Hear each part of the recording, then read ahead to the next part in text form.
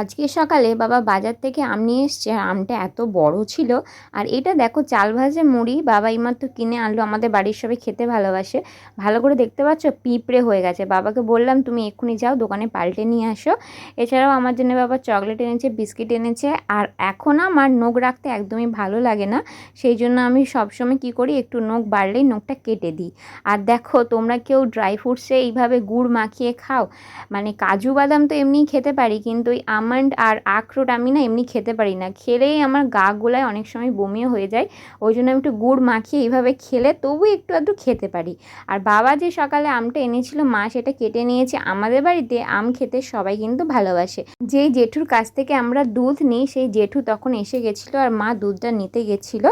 আজকে ইচ্ছে হলো ডিমের অমলেট করে ঝোল খাবার, তো সেই জন্য মা সেটা আলু দিয়ে সজনে ডাঁটা দিয়ে ভালো করে করেছিল। তো চলো খাবার টাইম হয়ে গেছে, আমরা সবাই খেয়ে নিই।